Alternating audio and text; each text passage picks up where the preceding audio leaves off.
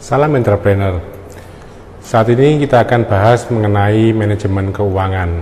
Bagaimana kita mengelola keuangan lebih baik. Kita akan membahas tentang hal ini dalam beberapa bagian.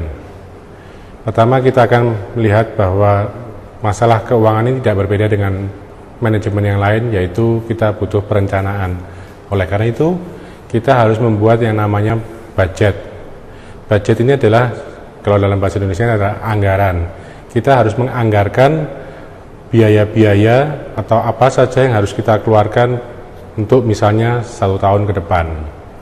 Dari budget ini sebetulnya ada 2 hal yang harus kita perhatikan, yaitu yang namanya satu adalah capex atau capital expenditure, pengeluaran-pengeluaran yang bersifat kapital, yang biasanya ini berupa untuk investasi.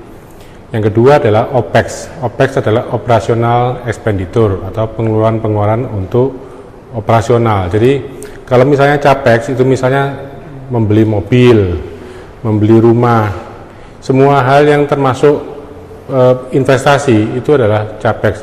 Bahkan membeli misalnya katakanlah saya ingin membuka usaha fotografi, saya harus beli katakanlah kamera, saya harus beli komputer, itu termasuk capex. Tapi misalnya untuk keperluan komputer itu harus ada misalnya printer, dan printer itu butuh tinta, butuh kertas. Nah, pembelian kertas, tinta itu masuk dalam operational expenditure atau OPEX, biaya-biaya operasional, termasuk misalnya biaya listrik, biaya air, biaya telepon, itu termasuk di dalam biaya OPEX. Termasuk juga gaji karyawan adalah OPEX. Nah, kita tahu bahwa dalam keuangan itu prinsipnya adalah kita mencatat uang yang masuk dan mencatat uang yang keluar. Uang yang keluar harus sudah dianggarkan, demikian juga uang yang masuk sudah dapat diperkirakan melalui rencana-rencana pemasaran misalnya. Nah, kalau kita teliti dalam proses manajemen keuangan adalah mencatat setiap pengeluaran dan pemasukan dengan baik.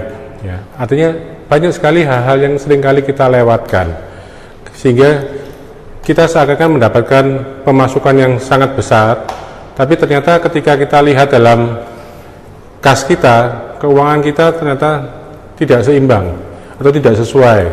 Ini akibat kalau misalnya banyak pengeluaran yang kita lakukan tidak kita catat dengan baik atau cermat.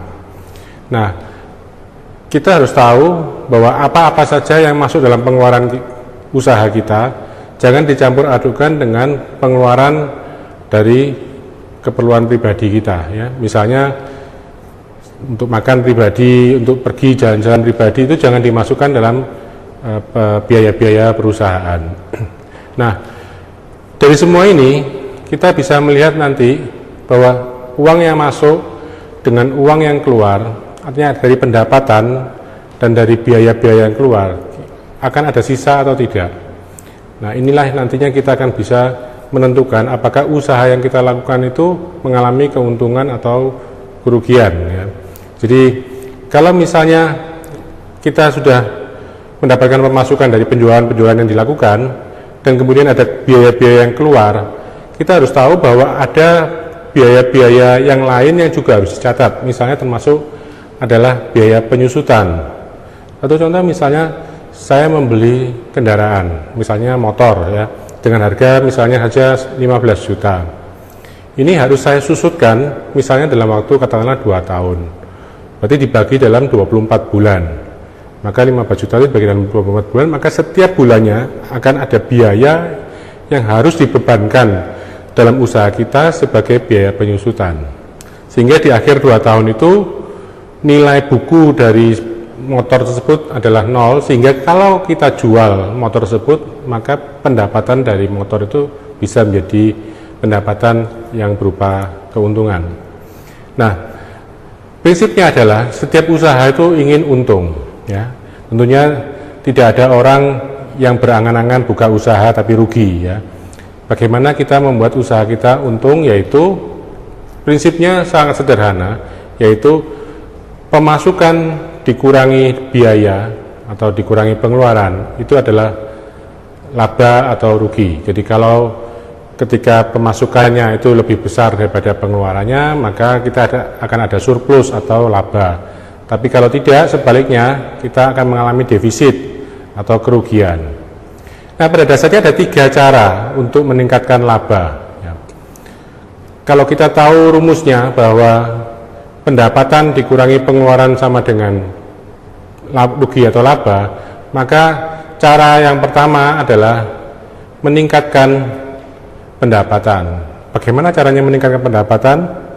Caranya adalah misalnya Anda bisa menaikkan harga.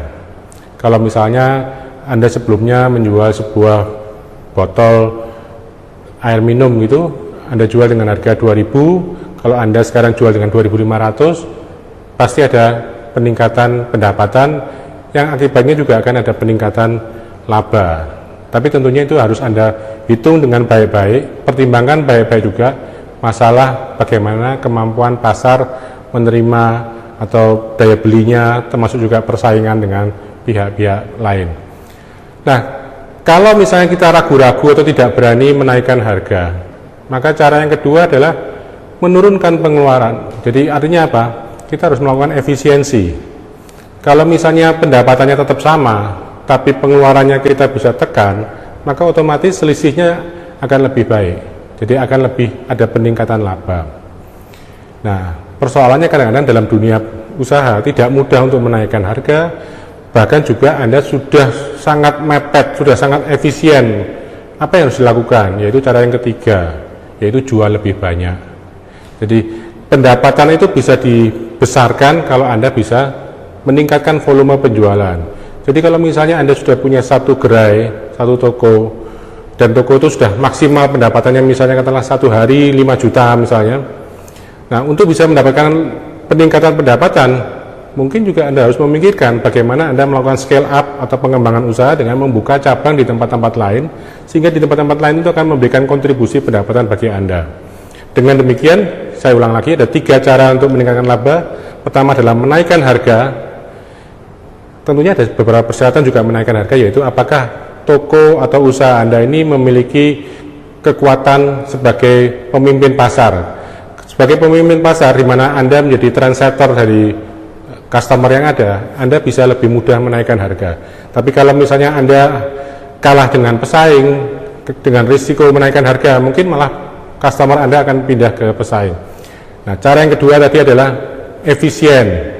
Anda bisa memulai dengan efisiensi misalnya 10%. Biaya listrik diturunkan 10%. Biaya telepon diturunkan 10% misalnya. Tapi bagaimana menurunkan biaya operasional ini tanpa mengurangi pelayanan, tanpa mengurangi kualitas. Jadi Anda harus perhatikan ini baik-baik. Nah, pilihan yang ketiga adalah pilihan yang sebenarnya menurut saya adalah entrepreneurial, yaitu scale up, yaitu mengembangkan usaha lebih besar lagi supaya apa? Anda meningkatkan volume penjualan. Berbisnisnya dengan baik, maka otomatis Anda akan mempunyai peluang untuk meningkatkan laba. Demikian dari saya, Nur Agustinus, salam entrepreneur.